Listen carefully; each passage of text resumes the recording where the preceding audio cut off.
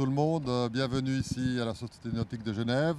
Nous avons avec nous Rodolphe Gauthier, président du comité d'organisation du Bol d'Or Mirabeau, Marcel Beauvert, président du Cercle de la Voile de la Société nautique de Genève, et à côté de moi, Dominique Vavre.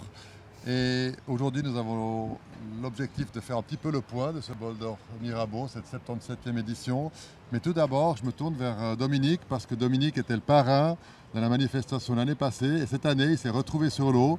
Et c'est en tant que vainqueur de la catégorie des monocoques en tant que compensé qu'il nous rejoint aujourd'hui, parce qu'effectivement, Dominique sera aussi à l'honneur d'ici quelques minutes quand on fera la distribution des prix. Dominique, comment s'est passée cette régate et de se retrouver sur l'eau? Que ça donne comme sentiment? Alors d'abord sur l'eau, je me sentais naturellement tout à fait à mon aise. C'est là que je me sens le mieux, que je m'exprime le mieux. Et en fait, avec des copains, on était partis dans l'idée de, si possible, faire un résultat, parce qu'on est des régatiers crocheurs, mais aussi de se retrouver, comme l'année passée, avec du plaisir à la grande fête du lac. Et ça s'est passé comme prévu, ce bol d'or? Alors oui, ça a été très bol d'or, hein. C'est parti dans le tout petit temps, sous une forte canicule, avec énormément de soleil. On est parti du bon côté, effectivement, côté Jura, pour les spécialistes. Et puis, on a été rattrapé après par les multicoques et autres. Et enfin, au passage dans le Haut-Lac, par un très fort grain, très spectaculaire. Heureusement, pas trop de vent quand même, c'était largement manipulable, mais de la pluie, des éclairs, une atmosphère assez particulière, qui est assez particulière au bol d'or. Et on a fini sous la pluie, dans le petit temps, à jouer sur les petites écoutes pour regagner la nautique. Vous avez terminé, mais avec un temps de quoi? De 15 heures? Ou c'était quoi? Ou c'est beaucoup Oui, plus même, c'est un petit peu peut-être? plus, c'est 19 heures. Mais en fait, ce qui était important pour nous, c'est de finir dans les tout premiers monocoques, de manière à gagner le temps compensé, c'est-à-dire les temps corrigés qui nous permettent de nous comparer même avec des bateaux différents. Et c'était une classe très nombreuse, on a beaucoup de concurrents là-dedans et on est très content finalement d'avoir gagné. Donc très compétitif quand même, hein. Tu es resté dans l'âme, quelqu'un qui veut gagner. Ah bah toujours, toujours. Ça, quand on a l'esprit de compétition jeune, chevillé au corps, moi c'est même de famille en fait, ça, cet esprit de compétition ne me quittera jamais. Et c'est vrai que se faire dépasser par un autre voilier quand on est sur l'eau, il n'y a rien de plus crispant que ça, donc j'aime pas. Donc résultat, on reste devant. Il y a eu des moments chauds quand même d'abord, ou ça s'est très bien passé? Non, ça s'est très bien passé. En fait, l'équipage est assez expérimenté, on connaît bien le bateau, on se connaît relativement bien ensemble. Donc, résultat, ça baignait dans l'huile en fait. Et puis, on a pu anticiper, le coup de vent était largement prévu. Toutes les autorités, la météo nous avaient prévenu que ça allait arriver. On l'a vu arriver avec un gros rideau de pluie, des tonnerres, des éclairs. On était largement prévenu qu'il y avait du vent qui allait nous tomber dessus. Donc, on n'a pas été surpris, on avait anticipé, on a bien négocié. Tu peux me rappeler qui est avec toi sur le bateau? Alors, il y a Gilles Boss, Eric Boss, il y a également Léonie, il y avait Michel, ma compagne, qui était là effectivement au réglage du bateau, et puis Nico et Olivier, des équipiers habituels du bateau. Donc quand même, l'expérience a joué un rôle important, hein. Oh, peut-être pas l'expérience, d'une part, je dirais une certaine cohésion d'équipage, et puis le fait que le bateau est bien, est bon, et puis un bon départ, ça aide toujours quand les autres sont derrière, ça rend intelligent, vous savez, d'aller vite et de voir comment les choses se passent sur l'eau, et c'est vrai que ce bol d'or-là, on a un petit peu vu les coups. C'était quoi comme bateau? C'était un Luthi 33. C'est un constructeur local ici qui fait des magnifiques bateaux. Et voilà, c'est typiquement aussi, ça fait partie des bateaux qui sont parfaitement adaptés à la navigation sur le Léman, à la fois dans le petit temps et dans les grains. Puis ça fait partie aussi d'un élément de victoire. Bon, ben merci beaucoup Dominique, reste avec nous. On va passer tout de suite la parole à Rodolphe Gauthier. Rodolphe Gauthier a aussi passé sa journée sur l'eau. D'abord, comment est-ce que tu l'as vécu sur l'eau, puis après on parlera avec ta casquette de président du comité d'organisation. Merci Christophe. Écoute, je dois dire qu'on me posait la question ce matin si j'étais pas trop fatigué après ce marathon de cette semaine. Et j'ai expliqué à toute l'équipe qui travaillait à l'inscription des résultats qu'en réalité, je me suis un peu reposé hier parce que c'est évidemment un stress que de faire cette régate sur ce magnifique bateau qui était le Ventilo M1 Safran sur lequel nous étions. Mais d'un autre côté, c'est des petits soucis et des petits détails et c'est bien d'autres choses que d'organiser la régate et d'arriver à coordonner pour que tout le monde soit content au terme de cette semaine. Donc après ce sucre que j'ai eu hier, évidemment hier soir j'étais un petit peu cassé avec des bras qui tombaient. L'orage nous a passablement secoué puisqu'en plus ça a redistribué les cartes, mais on était très content d'avoir gardé le bateau à l'endroit, surtout qu'on avait le fils du propriétaire à bord qui a 16 ans. Lui, il a fait son premier bol, je pense qu'il va s'en souvenir toute sa vie. C'est pas demain qu'il en fera avec des images pareilles. Mais en tout cas, non, à bord, l'ambiance était excellente. On a pu jouer avec les premiers un moment. Ensuite, on a eu notre dose d'aventure avec l'orage. Finalement, on finit juste à 9 minutes du premier, donc on est toujours dans le coup, même si on est derrière. Et honneur aux vainqueurs qui sont des équipes admirables. Il n'y a rien à dire. Je crois que le Gotha de la voile romande est devant et ça fait vraiment plaisir parce que d'une part, la relève est assurée et d'autre part, ça fait plaisir au Bol d'Or Mirabeau d'avoir des équipages de renom qui le gagnent. Ça veut dire que c'est vraiment une belle manifestation. Donc, une vision sur l'eau qui était effectivement une belle régate avec rebondissement tel qu'on connaît le bol, tel qu'on le veut. Un vrai bol. Pour tous ceux que j'ai vécu, je dois dire qu'on a eu tout, comme le disait Dominique, on a eu de la pétole, on a eu du soleil, de la pluie. Nous, on a même eu un peu de grêle, hein, mais du vent, des éclairs, de nouveau de la pétole. Et ensuite, une arrivée toujours au coude à coude, du rebondissement. Et puis, ce qu'il ne faut pas oublier, c'est que dans chacune des catégories, je crois que c'est toujours à coup tout tiré. On parle beaucoup des premiers. Ils étaient sur les 9 premiers. Il y en a 7 qui ont pris la tête à un moment. Mais c'est la même chose chez les surprises. Ils se sont acharnés jusqu'au dernier mètre. Chez les grandes surprises également. Dans toutes les classes, on voit, c'est vraiment important cette idée de, quel que soit le temps, d'être le premier, d'arriver à pouvoir dire aux copains, tu as vu, je suis arrivé juste avant toi. L'année prochaine, on remet ce challenge en jeu. Et c'est comme ça. Et c'est dans cet esprit que cette manifestation doit perdurer. Alors, Marcel, on a vécu les différentes arrivées à terre avec Tilt, avec Oyster Fun qui a gagné chez les monocoques. Ça a été quoi un petit peu cette journée de ton point de vue? Ah, cette journée, avec le cadeau du président du comité d'organisation qui était sur l'eau, donc il m'a passé le témoin pour me faire comprendre un petit peu ce que c'était que suivre et ne pas trop dormir non plus pendant Bol d'Or Mirabeau. Non, c'était une expérience particulièrement intéressante. Bon, c'est vrai que ça fait quand même 13 ans que je suis président, donc je participe au Bol d'Or sur le pont de la nautique et non pas sur le pont d'un bateau, même si je l'ai fait plus de 20 ans avant sur le pont d'un bateau. Non, c'était une belle, vraiment une belle édition. Et comme tu l'as dit, Rodolphe, on a tout eu.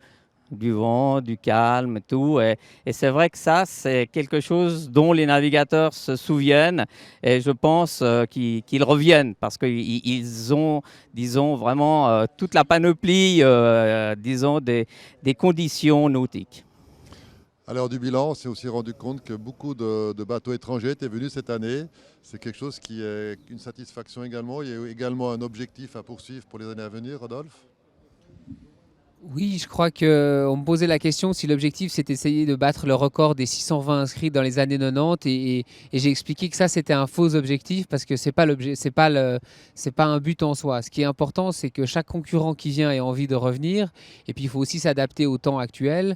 Il y a plus de demandes, il y a plus d'offres par rapport aux activités ludiques et nautiques notamment et donc on ne pourra pas rejoindre ce genre de chiffres. Par contre, ce qui me paraît important, c'est d'élargir notre audience et on arrive certainement à faire en sorte que les internationaux viennent. Ça commence depuis quelques années. Il y en a toujours eu quelques-uns, mais maintenant, il faut que ce soit quelque chose qui soit plus naturel. Et on doit faire en sorte que notre manifestation ait cette renommée. Je crois quasiment tous les équipages étrangers que j'ai pu rencontrer, j'ai été les remercier personnellement. Il faut qu'ils passent le mot et il faut faire en sorte qu'ils viennent cette année à 1, à 2, l'année prochaine à 3. Et puis on grossit comme ça. L'objectif, c'est pas de faire du chiffre, mais c'est de faire en sorte que ce soit le plus international possible parce que chacune des personnes, et on en parlait aussi tout à l'heure, qui est venue, qui n'a pas l'habitude du lac, même s'ils ont une journée longue hier, ils ont envie de revenir et c'est ça qui doit nous diriger dans nos objectifs. Effectivement, on a aussi vu des images extraordinaires puisqu'on était en direct sur le lac. On a pu voir à la fois le départ en direct, on a vu le passage du Bouvray et les moments clés, notamment quand il y a eu ce mano à mano entre Ocalis, barré par François Gabard, avec Tilt, barré par Sébastien Schneider, qui a 19 ans, on le rappelle. Et c'est vrai que c'est un moment assez fort, tout comme l'arrivée, où finalement les 3 premiers sont arrivés dans un mouchoir de poste. Et ça, on a pu le voir en direct sur le site internet de Livebomb. Et je pense qu'évidemment, la communication, ce sera aussi un des enjeux à poursuivre ces prochaines années. Oui, parce que chaque événement qui se veut à l'avant-garde doit partir du principe que les médias font partie à part entière de la manifestation. C'est vrai, et je l'ai dit sous forme de boutade quand j'ai repris cette manifestation, je ne m'attendais pas à ce qu'il y ait une telle un tel phénomène autour de la régate, parce que la régate en tant que telle, même si c'est le plus important, c'est les concurrents, mais en réalité, les concurrents, c'est aussi l'accueil, c'est aussi la disponibilité du comité d'organisation et des bénévoles. Et toute cette organisation-là à coordonner, c'est bien plus que les 2 lignes de départ et d'arrivée avec une barge au Bouvray. Et pour ça, on a besoin d'avoir de la visibilité pour amener des partenaires et pour faire en sorte qu'on puisse faire tourner la machine. C'est quelque chose qui est important, on doit en être conscient. C'est comme ça dans tous les sports actuels qui veulent avancer avec leurs manifestations. Effectivement, on a vu cette année sur Facebook et sur Twitter plus de 40 000, 45 000 personnes qui se sont connectées. C'est vrai qu'on voit un engouement extraordinaire par rapport aux années précédentes. Et je pense que le live et puis les conditions qu'on a eues, évidemment, ont beaucoup favorisé. Peut-être un mot de conclusion pour toi, Dominique, finalement, avec un peu de recul. Avec un petit peu de recul, je pense que ça a été une superbe édition. Je pense effectivement que l'environnement, comme le dit Rodolphe, a été très important. Autant l'accueil des concurrents, autant le fait de pouvoir manger en arrivant à 3 heures du matin à plat chaud, alors qu'on s'est fait rincer par la pluie depuis des heures et des heures, était quelque chose de très très important. Ce n'est pas seulement la manifestation sportive qui est importante, parce qu'en elle-même, elle est déjà emblématique au niveau technique et au niveau sportif, mais c'est tout l'environnement que le club nautique et la ville de Genève sont capables d'apporter. Et je crois que c'est ça, là, s'il fallait tirer une conclusion pour moi, en tant qu'équipier à bord des bateaux, pour l'avoir vécu vraiment de terrain. Je pense que la qualité de l'accueil avant et après la régate a été exceptionnelle et que c'est ça qu'il va falloir développer, effectivement. Et peut-être aussi un grand merci à tous ces bénévoles qui œuvrent depuis un certain nombre de jours, de semaines. Et je pense que, je ne sais pas si c'est Rodolphe ou Marcel qui veut s'exprimer à ce propos. Mais alors il continue. Il faut savoir qu'à l'heure où on parle comme ça sur cette terrasse, il y en a qui sont en train de finaliser les listes de résultats, il y en a qui sont en train de préparer la table de remise des prix, il y en a qui sont en train de ranger le matériel qui ne sera plus utilisé, il y a les gardes-ports également qui sont en train d'aider les bateaux à démonter, il y a des bénévoles qui aident dans le parking pour faciliter la sortie des bateaux. Le restaurateur, on en a parlé, il a eu un coup de chaud entre 13h et 17h. Je pense que l'équipe, elle doit être bien fatiguée, alors qu'on lui demande dans 1 heure d'être prête pour la remise des prix où il y aura de nouveau 500 personnes. C'est un week-end marathon pour beaucoup de personnes et je dois dire que cette manifestation n'existerait pas comme elle est si on n'avait pas ces 120 personnes qui viennent avec le sourire et c'est une grande satisfaction. Je l'ai dit au début, quand vous voyez la photo de tous ces bénévoles qui sont autour de vous, c'est quelque chose de très émouvant, autant qu'un départ, voire même plus, en tout cas pour un organisateur, et je les remercie solennellement. Marcel, un petit mot aussi. Bon, moi qui l'ai vécu justement à terre pendant les 2 jours, c'est vrai que les ai côtoyés, que ce soit ceux sur l'eau, faut pas oublier non plus la surveillance, que ce soit, disons, ce qu'on appelle Porto Central, tous ceux qui sont liaison radio, etc. Tous ceux qui sont donc au niveau des résultats, qui doivent être là de façon permanente. Et c'est vrai que c'est 48 heures non-stop finalement de gens qui sont là à faire en sorte qu'on puisse survivre, disons, et organiser un événement comme le Bol d'Or Mirabeau au niveau et auquel on est actuellement et où, comme tu le disais, on aimerait encore améliorer.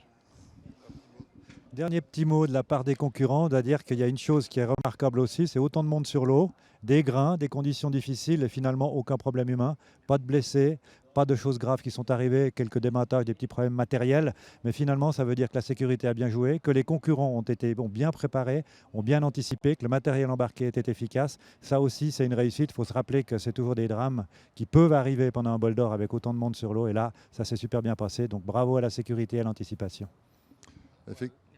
Mais oui, merci à tout le monde. Voilà. Je vous rappelle que nous aurons la remise des prix à 19h et que cette remise des prix sera également retransmise en live à 19h sur la plateforme web. À tout à l'heure. Merci, au revoir.